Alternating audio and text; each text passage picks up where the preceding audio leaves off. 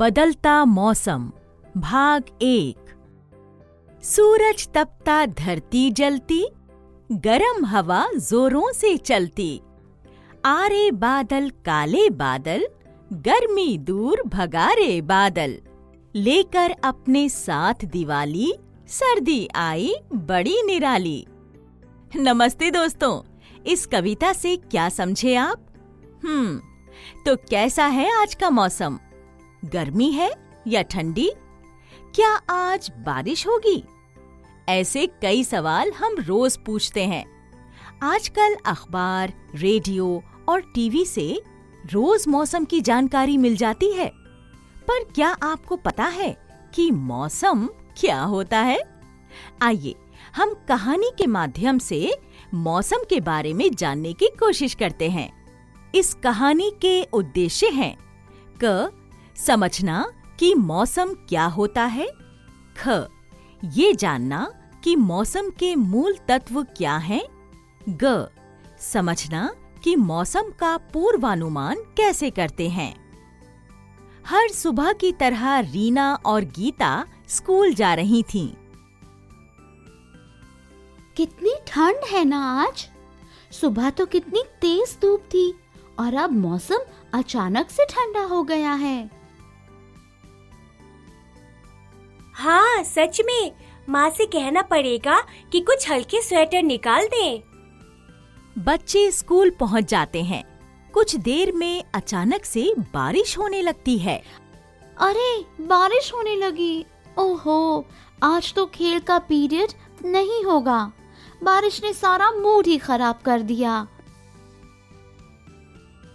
हाँ, आज का मौसम तो बार बार बदल रहा है। सुबह तेज धूप थी, फिर ठंड हो गई और अब ये बारिश। आखिर यह मौसम कभी-कभी इतनी जल्दी क्यों बदलता है? अब खेल की क्लास तो नहीं होगी।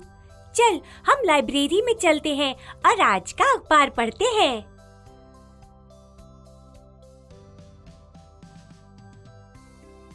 देख, यहाँ मौसम की जानकारी लिखी हुई है। यहाँ लिखा है कि आज कुछ ठंड और बारिश होने की आशंका है और कल धूप खिली रहेगी। अरे वाह, इनको कैसे पता चला? मेरे पिताजी के एक मित्र मौसम विभाग में काम करते थे। वह बता रहे थे कि मौसम की रिपोर्ट भारत मौसम विज्ञान विभाग द्वारा तैयार की जाती है।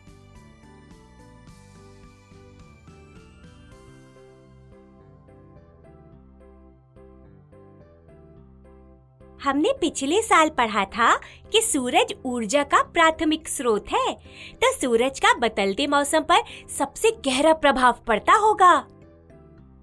चल, एक सूची बनाते हैं कि मौसम पर किन-किन तत्वों का असर पड़ता है। का, सूरज, खा, हवा। क्या बारिश या वर्षा का भी असर होता है मौसम पर?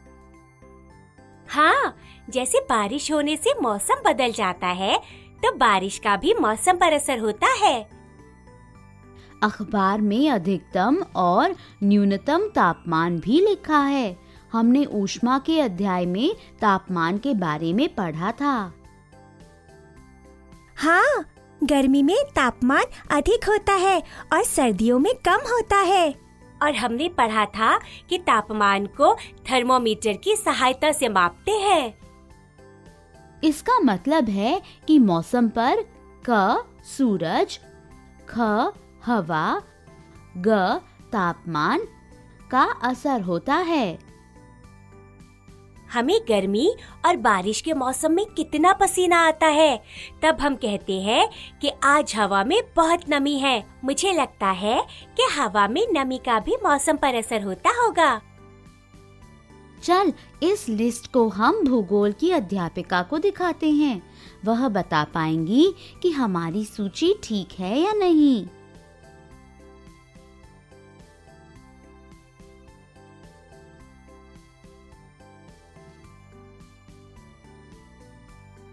नमस्ते टीचर जी, आज हमारी खेल की क्लास बारिश की वजह से नहीं हो रही है, इसलिए रीना और मैं लाइब्रेरी में जाकर अखबार पढ़ने लगे। हमने अखबार में मौसम की जानकारी पढ़ी। रीना और मैंने मौसम के तत्वों की एक सूची बनाई है। क्या आप बता सकती हैं कि ये सही है या नहीं? वाह बच्चों, दिखाओ मुझे। बिल्कुल ठीक सूची बनाई है तुम दोनों ने। मौसम पर इन सब तत्वों का असर होता है। क सूरज, ख हवा, ग तापमान, घ हवा में नमी और वर्षा। अखबार में हर दिन का अधिकतम और न्यूनतम तापमान भी लिखा था, पर मौसम विशेषज्ञ इन तापमानों को कब मापते होंगे? बच्चों, अधिकतम तापमान दिन को 12 बजे मापते हैं और न्यूनतम तापमान प्रातःकाल यानी भोर के समय मापते हैं। हर दिन के अधिकतम और न्यूनतम तापमान में अंतर होता है। तुम दोनों एक हफ्ते के अखबार इकट्ठा करो और पता लगाओ कि तापमान में क्या बदलाव दिखता है।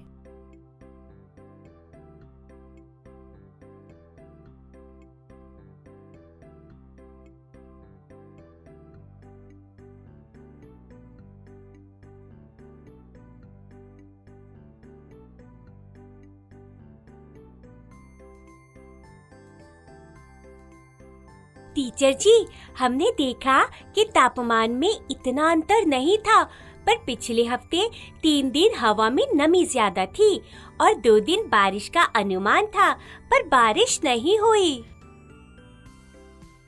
हाँ बच्चों, मौसम दिन प्रतिदिन और सप्ताह दर सप्ताह परिवर्तित होता रहता है। जैसे आज का मौसम सुबह से लेकर दोपहर तक 3 बार बदल गया।